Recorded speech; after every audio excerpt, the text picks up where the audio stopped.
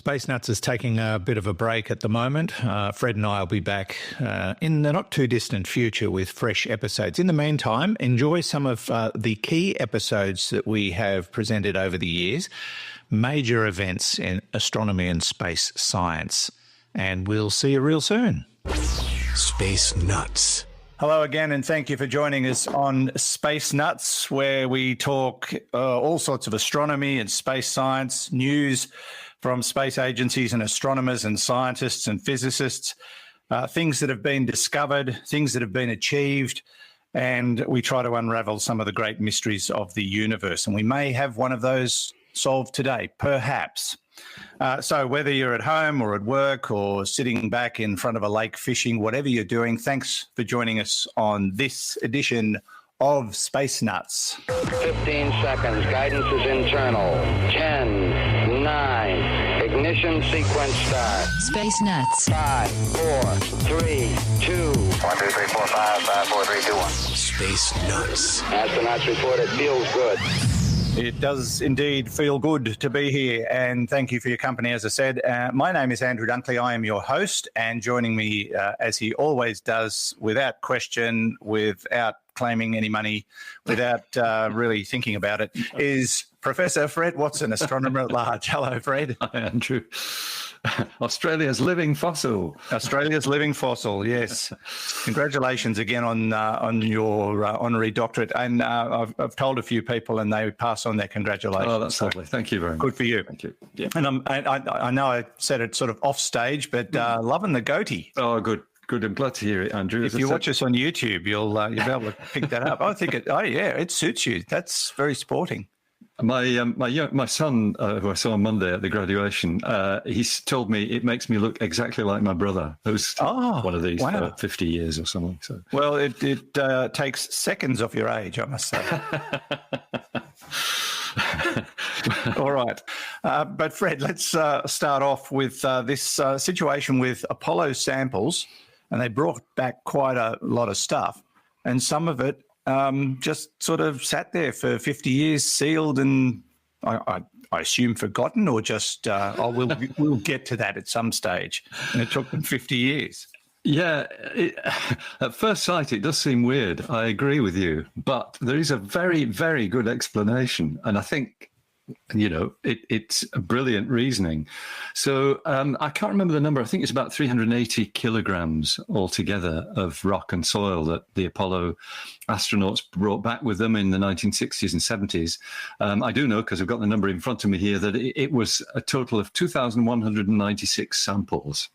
Oh, wow. Yeah. So it's, they had a fair number, and it wasn't really the reason why they've waited 50 years for some of them. The real reason, and it's really cunning stuff, it's forward thinking of the first order. The scientists who were interested in these moon rock samples 50 years ago knew that in 50 years' time, the technology to analyze them would have advanced out of sight compared with what there was in the 1960s and 70s.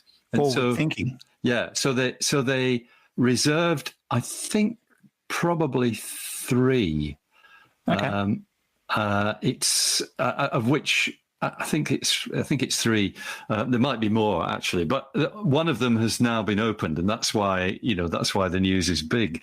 It was actually Laurie Glaze of the director of the Planetary Science Division at NASA headquarters, who wrote in a statement that NASA knew that science and technology would evolve and allow scientists to study the material in new ways to address new questions in the future. Brilliant, isn't it? That's exactly what's happened.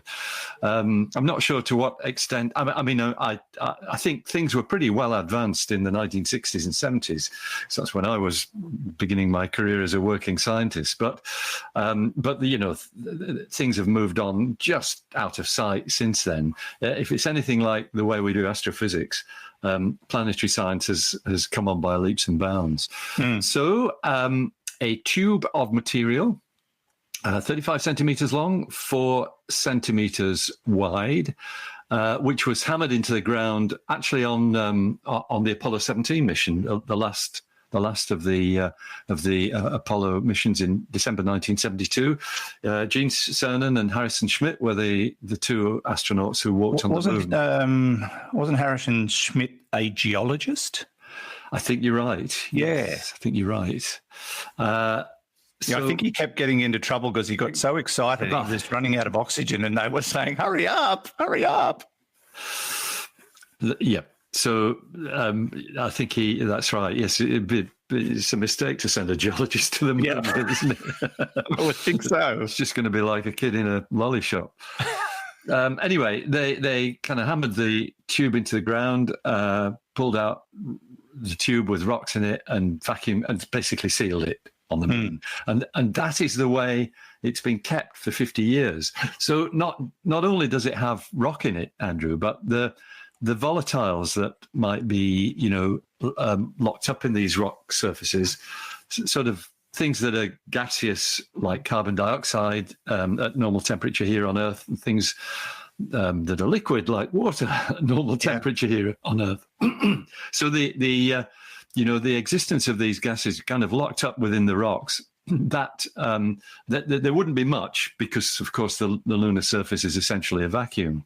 But the idea is to, and I don't think this has been done yet, the idea... Actually, no, the extraction has taken place. Sorry, Andrew. Anyway, the idea is to extract them, the minute quantities that are there, and analyze them with the technology that it's really about the precision rather than the ability to do it. This is spectrometry, so you're looking at the absolute fine details of what's going on in these atoms. Let me just check that. And I did look. You mentioned the weight of the material they brought back, which I think we talked about not so long ago. 842 pounds of stuff they brought back from the moon, which equates to 382 kilograms. So I was out by 2 kilograms. Oh, it's close enough. Round down. Rounded down, yeah, 382. And I had a feeling it was 380 thereabouts. Anyway, so the process has started back in fact last month, February the 23rd, as the venerable phys.org website tells us, because that's one of the places where this story has been carried. Scientists began a weeks-long process aimed at piercing the main tube and harvesting the gas contained inside. And then as over the coming weeks, they'll take the rock out as well, and they'll break it up so that it can be studied by several different teams. But what I really like about this sample is that it's not just any old sample, Andrew, because where it came from is where there was a landslide. And Julianne Gross, perhaps, Deputy Apollo Curator, is quoted as saying, "Now, we don't have rain on the moon, and so we don't quite understand how landslides happen on the moon."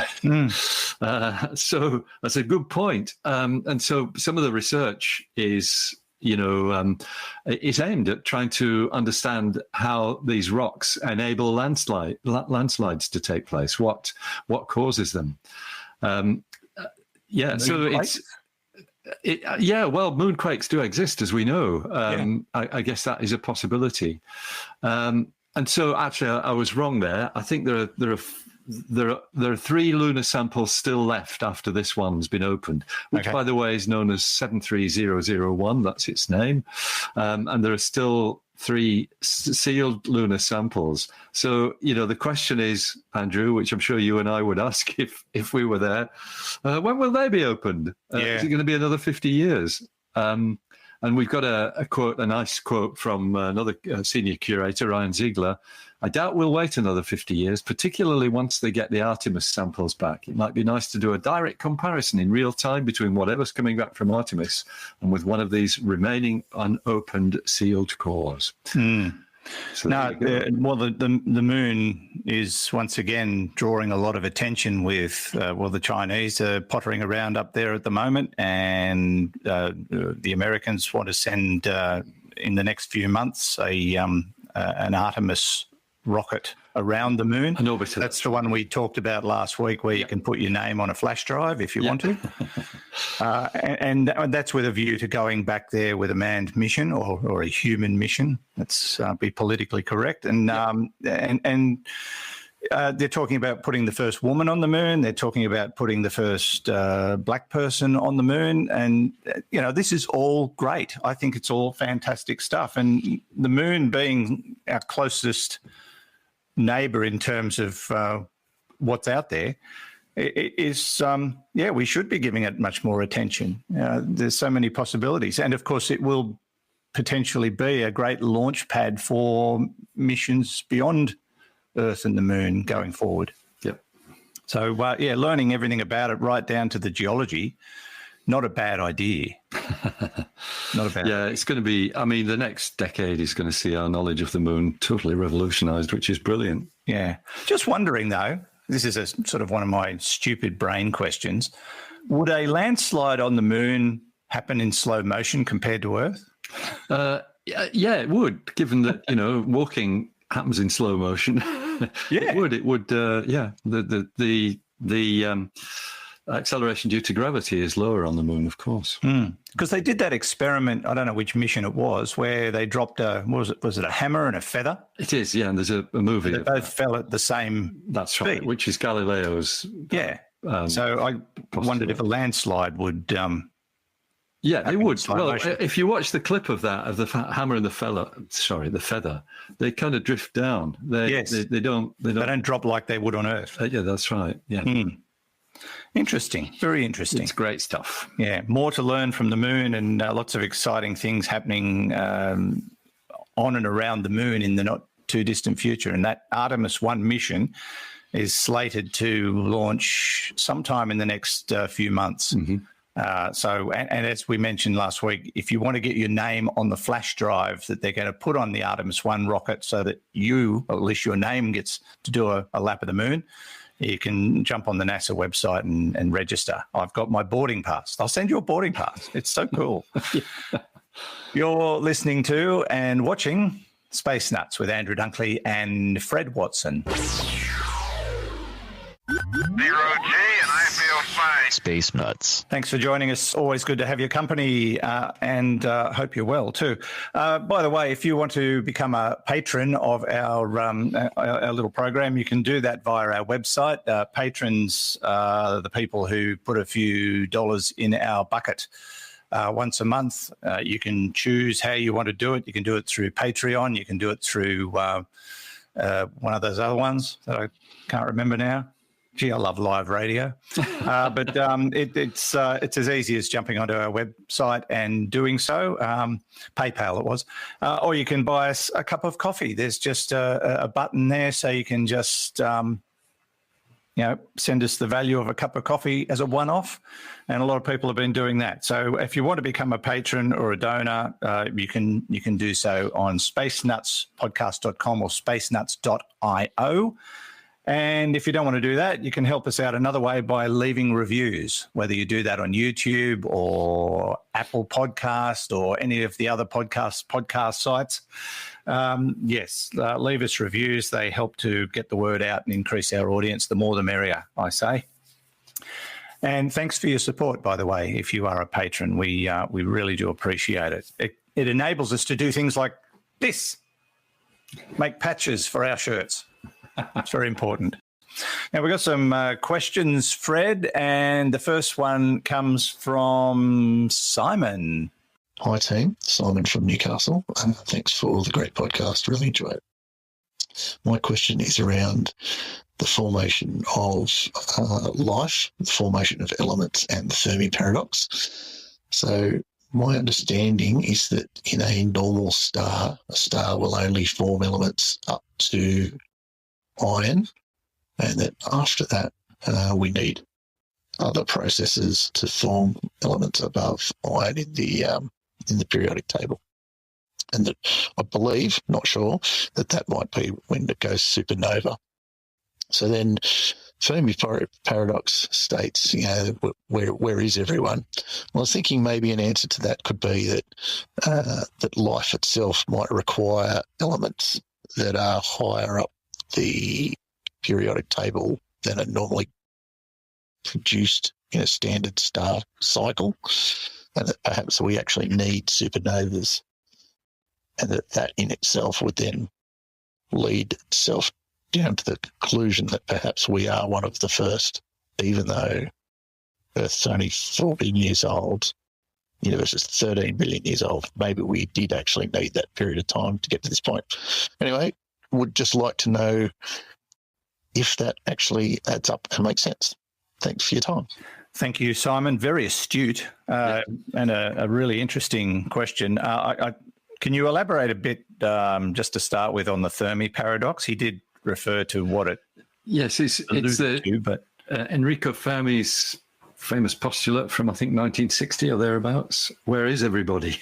Yeah, because it's really applying the Copernican principle to us as living organisms. And the Copernican principle is that there's nothing special about where we are in space and who we are. And it's named after Copernicus because he took the Earth from the center of the solar system, which people thought it was before, and said, no, it's just just a planet. It's just a rock. And it's a rock. Third rock from the sun. Yeah, that's right. In fact, didn't we talk some time ago about how our part of the universe is actually really boring? Well, that could be part of the reason why we're here, because boring's good when you're trying to evolve living organisms. But yeah, so Fermi's argument was if there's nothing special about us, and the universe is 13.8 billion years old. Well, they didn't know that back then, but that's the it still knew it was pretty old. Why haven't species formed earlier than ours? And why haven't they colonized the whole galaxy, basically? Because even if it takes 60,000 years to get from one star to another, as it would in our case to get from here to Proxima Centauri, over a long enough time span, you could do that. And even if it was colonized by robots, so-called von Neumann machines that could self-replicate, we should have evidence that there is intelligent life elsewhere. That's the Fermi paradox, and we haven't, and we still haven't.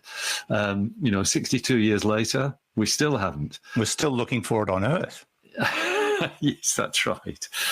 Now, Simon's argument's a good one, but the issue though is that supernovae, which he's absolutely right, they're the source of many of the heavier elements than iron, that and things like neutron star mergers and things of that sort, which create some of the heaviest elements. Gold, for example, comes from them. They started happening probably within the first 100 million years of the universe's existence. So for almost the whole age of the universe, what you might call the interstellar medium, the space between stars, has been enriched with these heavier elements. Okay. And in fact, that's how we date stars in terms of how old they are.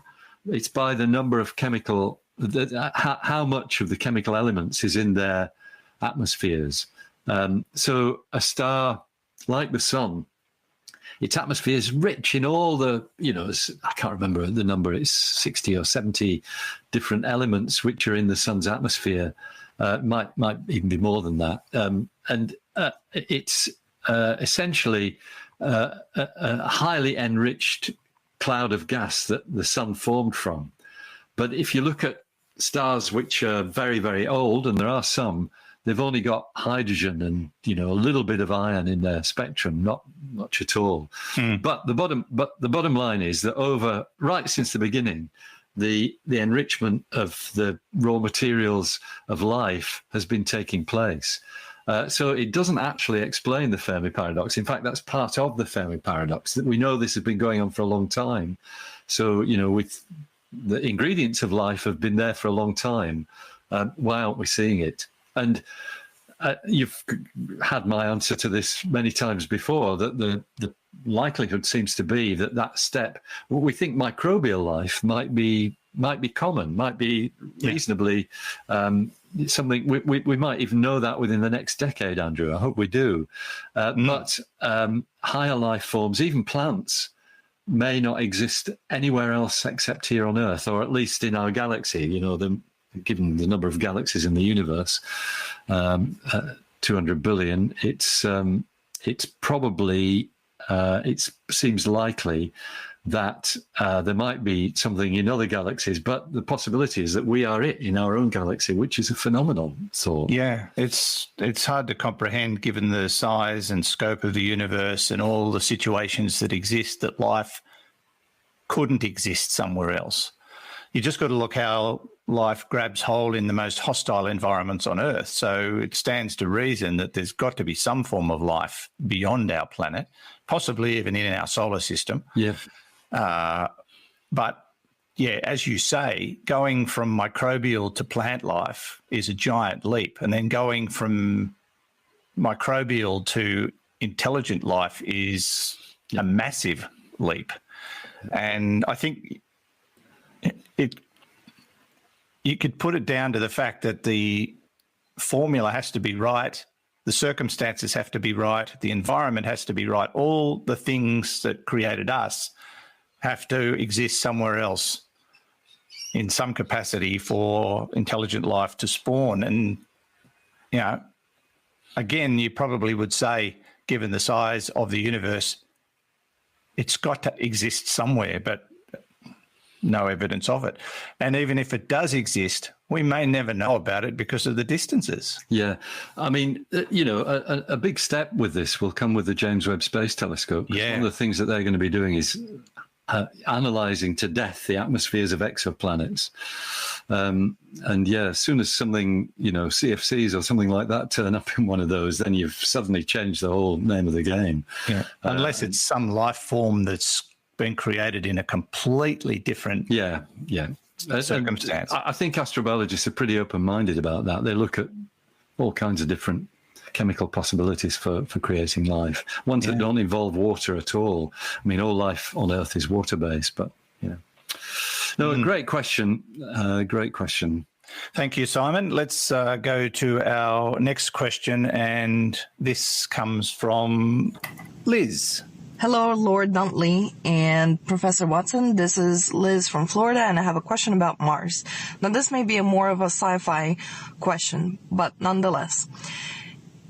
We know that the core is dead on planet Mars, and as we know, without an active core, there is a lack of magnetic field, which will essentially not be able to sustain an atmosphere. Now, we can terraform an atmosphere all we want, but over time, that will essentially seep out through the cracks, and there will be no more atmosphere. Now, is it possible to harvest the sun's energy? As we know, the planet gets radiated quite a bit. Is it possible to harvest that energy in, let's say, some kind of towers or something that can then send the shock down through the planet, down to the core, and recharge the core? So kind of act as a planetary defibrillator. Thank you for your time. Wow. I like the question. I like the concept. Very sci-fi. In fact, they did make a movie called The Core because the core of the Earth was slowing down and threatening life on Earth as we know it. So they sent a crew down on a special drill ship to get to the core and fired nuclear charges into it to reignite it. So, that's been done in sci-fi. What happened, Andrew? What was the outcome of that? Oh, they fixed it. Oh, they fixed it, of course. Spoiler alert. Spoiler alert. The planetary defibrillator. I love the idea. Or Packer-Wacker, as we call them in Australia. I should probably now explain that. Kerry Packer was a media magnate in Australia, very powerful, very rich man, Australia's richest man for a long time. Didn't take care of himself health-wise very well and had a heart attack one day. And the ambulance used a defibrillator to save his life. And he found out that there just weren't many of those. Mm-hmm. So he paid for every ambulance in New South Wales to have a defibrillator.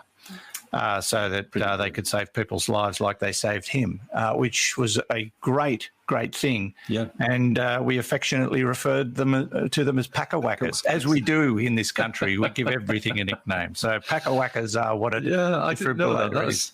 That's fantastic. I think I knew about the principle, but I didn't know that's what they were called. Yeah, that's very good. whackers. Yeah. Well, that's probably the most interesting part of the answer to this question. Oh, Liz.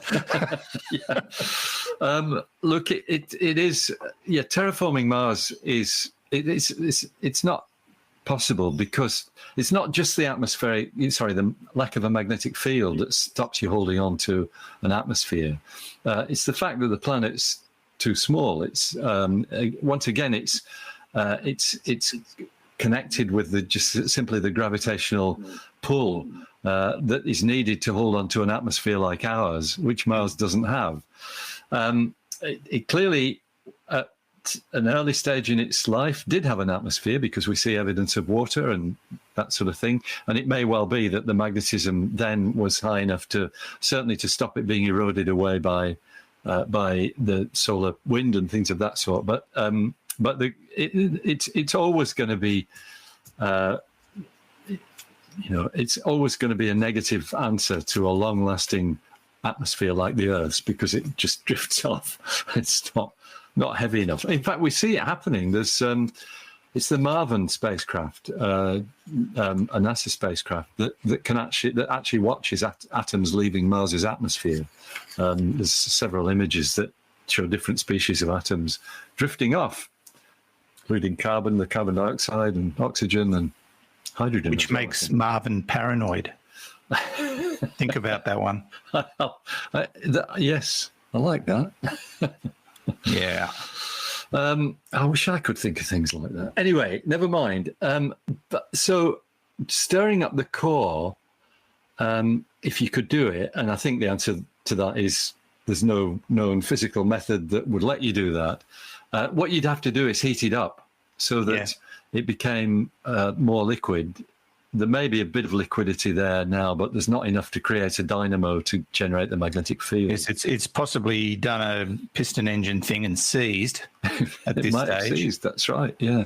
In which case, unseizing it needn't necessarily start it spinning again. So you might still wind up with no magnetic field, even if you nuked it to boil it up a bit. So my answer to all that is to create artificial environments in space which you can control, and with mega engineering, live in bubbles. Yeah, that's right. Yeah, there you are, Liz. Thanks, Liz, for the question. That's a good one. Thanks for the question. Probably beyond capability to fire up the core. But you never know. One day, in years to come, we might be able to harness the energy of the sun and do all sorts of weird and wonderful things. Who knows? 0G, and I feel fine. Space Nuts. Hello again, Space Nutters. This is Anna from Astronomy Daily, the podcast stopping by again with a couple of the important stories we've been following over the past week. We'll dive into SpaceX's upcoming Starship test flight with its first ever payload deployment and Blue Origin's highly anticipated New Glenn rocket debut. Let's get rolling with today's news. SpaceX is gearing up for an exciting milestone with their 7th Starship test flight, marking the first time the massive rocket will attempt to deploy a payload in space. The mission will carry 10 Starlink satellite simulators designed to match the size and weight of their next-generation V3 satellites. These dummy satellites will follow the same suborbital trajectory as Starship, with their journey ending in a planned splashdown in the Indian Ocean. This test is crucial for SpaceX's future plans, as they're developing Starship to carry their advanced V3 Starlink satellites, which promise to deliver impressive gigabit internet speeds to subscribers. The upcoming test flight will showcase a significantly upgraded version of Starship. The new generation vehicle features important improvements to boost reliability and performance, including a redesigned propulsion system and a 25% increase in propellant volume, enabling the rocket to undertake longer missions. One of the most challenging aspects of this mission will be the attempted recovery of Starship's reusable booster using a landing pad. This maneuver, which had to be canceled during the previous test flight in November, could result in sonic booms around the landing zone as the booster decelerates from supersonic speeds. If automated health checks indicate any concerns with the super heavy booster or tower, the backup plan involves a controlled splashdown in the Gulf of Mexico. The test flight is currently scheduled for January 10th, though weather conditions could affect the launch date. With FAA clearance already secured, this mission represents a significant step forward in SpaceX's ambitious plans to revolutionize satellite deployment capabilities and advance their Starlink network. Another exciting launch on the horizon. Blue Origin is on the verge of a historic moment as they prepare to launch their first New Glenn rocket from Cape Canaveral Space Force Station in Florida. After years of development since Jeff Bezos first announced the project in 2016, the company is finally ready to demonstrate their entry into the heavy lift launch market. The launch window opens as early as January 6th at 1 a.m. Eastern Time, with multiple backup opportunities through January 12th.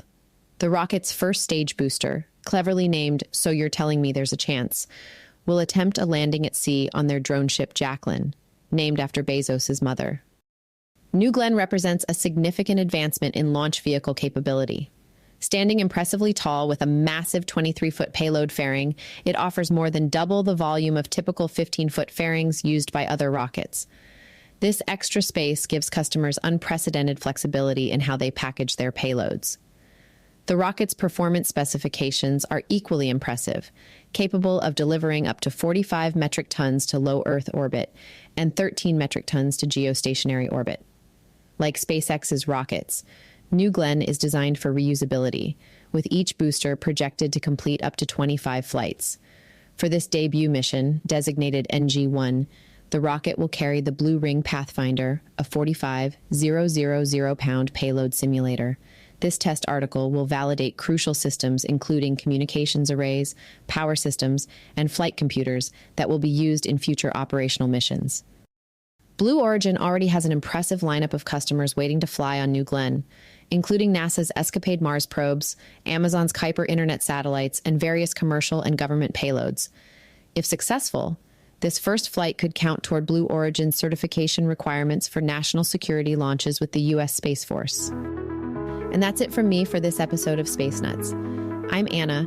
Don't forget to visit astronomydaily.io for your daily fix of space and astronomy news updates. We're constantly updating the site with the latest discoveries, mission updates, and cosmic wonders. Until our next adventure through the cosmos, keep looking up and stay curious about the mysteries that surround us in space. Space Nuts. You've been listening to the Space Nuts podcast. Mission complete, Houston. Available at Apple Podcasts, Spotify, iHeartRadio, or your favorite podcast player. You can also stream on demand at Bitesz.com. This has been another quality podcast production from Bitesz.com.